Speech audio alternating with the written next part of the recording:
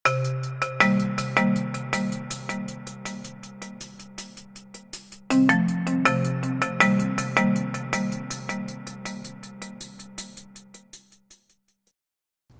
araw po. Ako po si Oscar Espinosa Jr., isang nurse. Narito po ako ngayon para ituro sa inyo ang mga epektibo at wastong paraan ng pag-ubo at para magtanggal ng plema.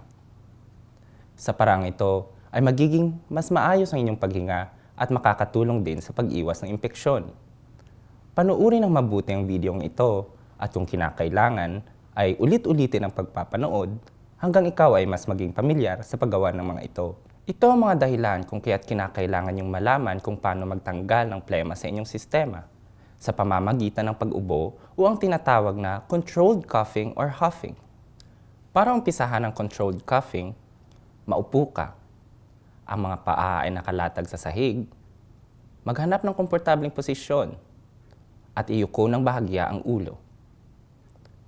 Huminga ng malalim papaloob, mararamdaman na umaalsa ang tiyan.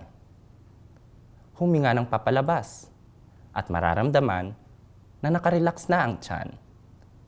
Ito ang tinatawag na diaphragmatic breathing. Maaari nyo rin gawin ang tinatawag na pursed lip breathing sa pamamagitan ng paghinga, papaloob mula sa ilong, at huminga ng papalabas na nakatikom ang bibig na parang pumipito.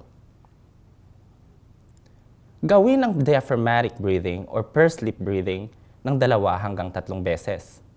At sa pang-apat na paghinga, ay magpigil hinga ng 3 segundo at umubo ng 2 beses sa tissue.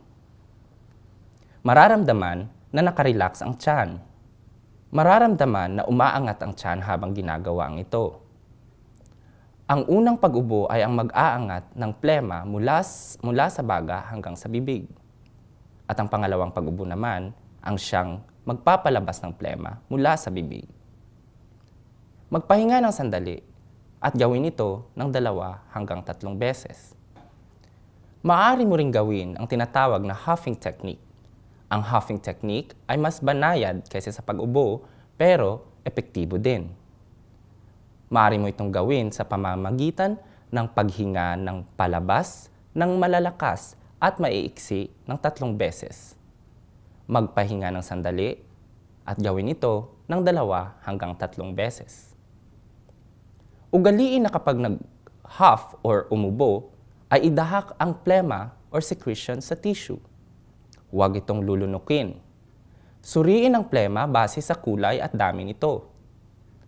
Kapag ang plema ay nag-iiba ng kulay at dami kaysa sa dati, maaaring senyalis ito ng impeksyon at kailangan nyo ng kumonsulta sa inyong doktor. Ang itinuro ko sa inyo kanina ay ang mga paraan kung paano umubo at magtanggal ng plema. Sa flowchart na ito ay nakalista ang mga hakbang kung ano ang dapat nyong gawin. Una, huminga ng malalim papaloob. Pangalawa, huminga ng papalabas at mararamdaman na nakarelax ang tiyan. Pangatlo, ulitin ang una at pangalawang hakbang ng 2 hanggang 3 beses. At sa pang-apat na paghinga, ay magpigil hinga ng 3 segundo, pagkatapos ay umubo ng 2 beses sa tissue. At pang-5, suriin ang plema base sa kulay at dami nito. Para mas matulungan ka na magpalabas ng plema, ay ugaliing uminom ng maraming tubig sa buong araw, kumain ng wasto, mag-ehersisyo, at gamitin ng regular ang inyong mga inhalers. Kapag nahihirapan ka pa rin magpalabas ng inyong plema, may mga aparato ding na pwedeng gamitin. Layunin ng mga aparatong ito ay payanigin or i-vibrate ang mga daanan ng hangin para magtanggal ng plema.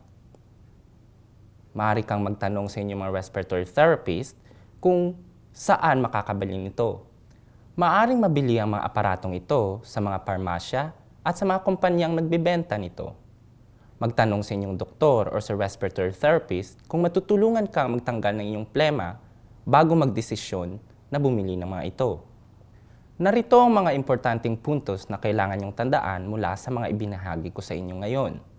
Una, ang plema ay dapat ilabas. Pangalawa, ang pag-ubo or ang pag-huff ay ang mga epektibong paraan upang magpalabas at magtanggal ng plema. At pangatlo, kung nahihirapan kang umubo or mag-huff, pwede kang magtanong sa inyong doktor tungkol sa mga ibang paraan kung paano magtanggal o magpalabas ng plema. Para sa mga karagdagang kaalaman, ay basahin ang Cough and Mucus Clearance Pamphlet na kalakip ng videong ito. Maraming salamat po sa inyong pakikinig at magandang araw.